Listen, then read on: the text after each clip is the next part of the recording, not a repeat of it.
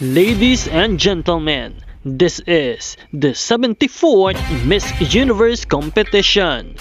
This is now 2204 and don't forget to like and subscribe.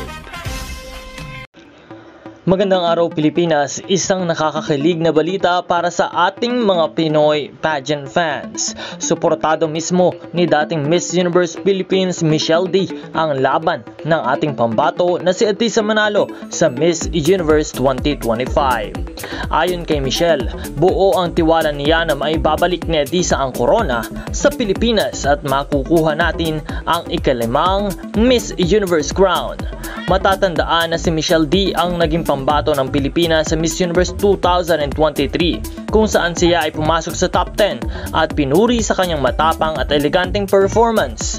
At ngayon, bilang isang dating queen na ipinapasa niya ang kanyang suporta at inspirasyon kay Atisa na kasalukuyang pinag-uusapan sa social media dahil sa kanyang ganda, confidence at preparation para sa kompetisyon ngayong taon.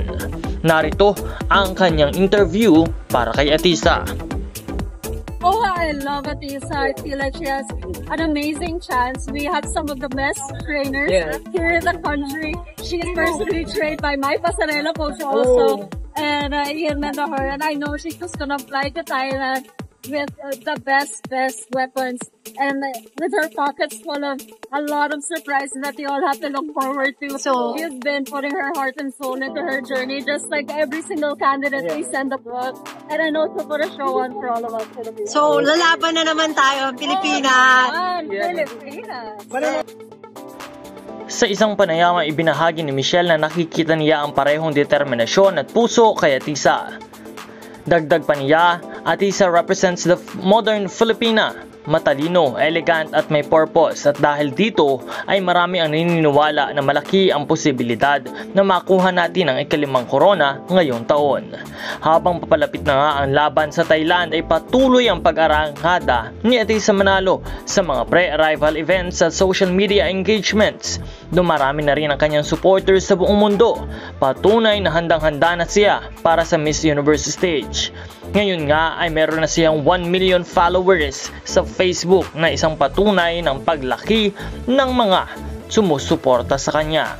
Isang makabuluhang sandali para sa pageant community. Dalawang reyna, Michelle D at Atisa Manalo, parehong may puso para sa bayan, parehong nagbibigay ng inspirasyon sa bawat Pilipino. Good luck Atisa, dalhin mo ang pangalan ng Pilipinas sa rurok ng tagumpay. At salamat kay Michelle D na walang sawang suporta sa ating bagong reyna. Kaya kung gusto ninyo ng vlog na ito ay huwag kalimutan na mag-like, mag-comment at mag-subscribe sa ating channel para sa mas marami pang Miss Universe updates at pageant news.